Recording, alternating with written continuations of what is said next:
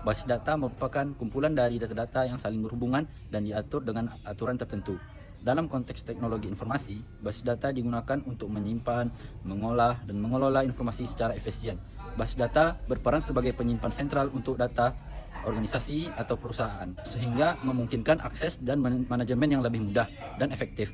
Prinsip dasarnya adalah mengelola data untuk memenuhi kebutuhan pengguna dengan cara yang aman, akurat, dan efisien. Konsep-konsep penting dalam basis data meliputi entitas, atribut, relasi, dan skema. Dalam perkembangan teknologi informasi, penggunaan basis data semakin meluas dan menjadi aspek kunci dalam aplikasi, bisnis, dan sistem yang kompleks. Pengenalan SQL. SQL ini adalah bahasa standar untuk memanipulasi dan mengakses database. SQL merupakan singkatan dari Structured Query Language. Ada beberapa fungsi dari SQL. Yang pertama untuk memanipulasi dan mengakses database. Yang kedua untuk mampu untuk mengeksekusi query. Dan yang ketiga untuk mengatur hak akses user. Perintah dasar dari SQL. SQL itu perintah dasar terbagi menjadi tiga. Ada data definition language atau DDL yang terdiri dari create, alter, rename, drop, dan show. Berikutnya ada data manipulation language atau DML yang terdiri dari insert, select, update, dan delete. Yang terakhir ada DCL atau data control language yang terdiri dari grant and revoke. Berikutnya ada sebuah teknik yang disebut dengan teknik SQL injection yang digunakan hacker untuk memanipulasi atau meretas program dalam sistem dengan mudah. Berikutnya itu ada RDMS, adalah singkatan dari Sistem Manajemen Basis Data Rasional yang merupakan dasar bagi SQL dan sistem database modern. Data DMS disimpan dalam objek database yang disebut tabel. Tabel dipecah menjadi beberapa entitas yang lebih kecil yang disebut dengan field atau bidang. Field berisi atribut-atribut. Yang terakhir, record. Record disebut juga dengan baris. Misalnya ada 91 record pada tabel. Catatan adalah entitas horizontal dalam tabel, sedangkan kolom adalah entitas vertikal dalam tabel yang berisi semua informasi yang terkait dengan bidang tertentu dalam tabel. Data dan basis data. Struktur data adalah cara menyimpan dan mengatur data secara terstruktur dalam sistem komputer atau database. Dalam struktur data terdapat dua yang harus dipahami, yaitu node dan indeks. Berikutnya, struktur data juga akan mempengaruhi kebutuhan algoritma pemrograman. Terbagi menjadi beberapa bagian. Yang pertama, tipe array, mempunyai kumpulan elemen yang jaraknya saling berdekatan. Yang kedua, linked list, adalah struktur data yang terdiri dari urutan data linear yang dihubungkan satu sama lain. Yang ketiga, stack, adalah tipe struktur data yang linear dan mengikuti urutan tertentu. Yang keempat, queue atau mengantri, adalah tipe struktur tertentu yaitu FIFO atau first in first out. Jadi data yang masuk pertama kali adalah data yang pertama kali diambil. Analogi sederhana yang menggambarkan tipe ini adalah orang yang sedang mengantri. Siapa yang datang pertama maka yang bakal dilayani pertama. Berikutnya basis data. Basis data atau database adalah sebuah kumpulan informasi yang disimpan di dalam komputer dan dapat diperiksa, diolah, dan dimanipulasi secara sistematis menggunakan program komputer. Istilah basis mengacu pada gudang atau tempat penyimpanan, sedangkan data merujuk pada fakta-fakta yang dikumpulkan. Dengan menggunakan basis data, pengguna dapat menyimpan informasi dalam media lain dan mengaksesnya jika diperlukan. Komponen-komponen basis data terdiri dari beberapa. Yang pertama ada perangkat keras atau hardware, yang kedua ada sistem operasi atau OS, yang ketiga ada basis data, yang keempat sistem manajemen basis data atau DBMS, yang kelima pengguna atau user, dan yang keenam dan yang terakhir aplikasi. Dalam dunia teknologi informasi, basis data memiliki peran yang sangat penting dalam organisasi dan menyimpan data secara efisien. Yang pertama, ketersediaan atau availability, yang kedua kecepatan atau speed, yang ketiga kelengkapan atau completeness, yang keempat akurasi, yang kelima keamanan atau security, yang keenam efisiensi penyimpanan atau storage efisiensi. DBMS adalah Database Management System atau software yang digunakan untuk mengelola, menyimpan, dan mengambil database. Software ini menyediakan antarmuka yang memungkinkan user membaca, membuat, menghapus, dan memperbarui data. Data sendiri adalah sekumpulan informasi seperti teks, angka, dan media yang semuanya bisa dikelola dalam database. DBMS biasanya terdiri dari beberapa komponen seperti storage engine, query language, query processor, optimize engine, metadata catalog, log manager, reporting and monitoring tool, dan data utilities. Jenis DBMS ada 3, yaitu RDBMS atau Relational Database Management System, DODBMS atau Document Database Management System, CDDBMS atau Columnar Database Management System.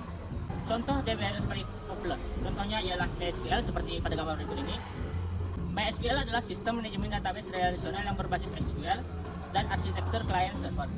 Ini adalah salah satu DBMS paling banyak digunakan karena kompatibel dengan banyak platform seperti Linux, Windows, macOS dan macOS. Yang kedua adalah PostgreSQL. PostgreSQL adalah sistem manajemen database open source tingkat perusahaan.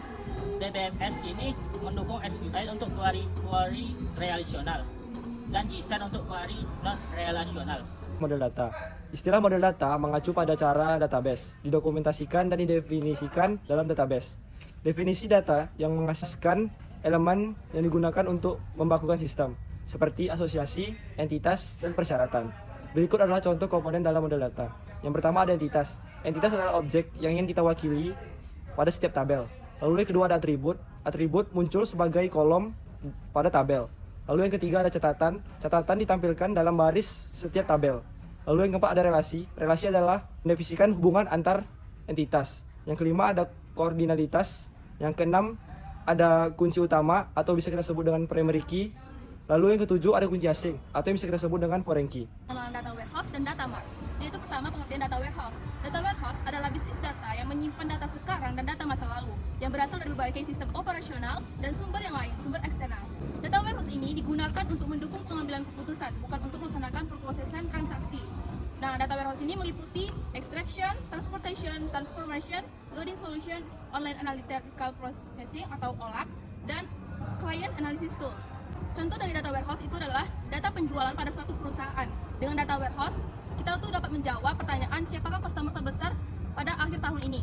Nah, adapun arsitektur dasar data warehouse yaitu ada gambaran sebagai berikut. Nah, arsitektur data warehouse itu terbagi menjadi dua. Arsitektur data warehouse dengan menggunakan staging area, arsitektur data warehouse dengan menggunakan staging area dan data mart. Selanjutnya yaitu mengenai data mart. Nah, data mart ini adalah bagian dari data warehouse yang mendukung kebutuhan pada tingkat departemen atau fungsi bisnis tertentu dalam perusahaan. Data mart ini memfokuskan hanya pada kebutuhan-kebutuhan pemakai yang terkait dalam sebuah departemen atau fungsi bisnis. Nah, data mart ini biasanya tidak mengandung data operasional yang rinci seperti pada data warehouse. Nah, adapun contoh data mart yaitu pertama data departemen marketing, data departemen penjualan, data departemen keuangan. Adapun perbedaan di antara data warehouse dan data mart yaitu data warehouse, data itu biasanya digunakan untuk kepentingan business intelligence, sedangkan data mart skopnya itu lebih fokus pada bagian dari suatu departemen atau organisasi tertentu saja. Nah, data warehouse skopnya itu corporate. Terus subjeknya multiple itu data warehouse, sedangkan data mart subjeknya itu single. Dan data mart itu implementasi waktunya per bulan, data warehouse itu implementasi waktunya itu per hingga per tahun. Mengenai OLAP. OLAP merupakan teknologi yang berperan penting dalam dunia business intelligence. OLAP adalah software yang memungkinkan pengguna dapat mengakses dan menganalisa dari berbagai sudut pandang. OLAP bisa melakukan perhitungan analitis yang rumit dengan cepat. OLAP secara umum bisa digunakan untuk yang pertama, memanajemen kinerja bisnis, yang kedua, mendokumentasikan dan perencanaan anggaran, yang ketiga, mendukung analitis tren, yang keempat, mendukung dan mining atau menemukan hubungan antar item data. Lalu ada jenis-jenis OLAP. Yang pertama, multidimensional OLAP, yang kedua ada relational OLAP, dan yang ketiga ada hybrid OLAP. Konsep dasar OLAP terbagi menjadi tiga. Yang pertama ada roll up, yang kedua ada drill down, dan yang ketiga ada cycling dan dicing. Arsitektur OLAP terbagi menjadi tiga juga. Yang pertama ada database OLAP, yang kedua ada server OLAP, dan yang ketiga ada client OLAP. OLAP juga mempunyai manfaat, yaitu peningkatan pembinaan keputusan, yang kedua identifikasi tren dan pola, yang ketiga bisa meningkatkan efisiensi operasional. Penjelasan materi tentang basis data dari kelompok kami. Terima kasih dan mohon maaf bila ada kesalahan. Sampai jumpa semester depan. UAS KTI. Don!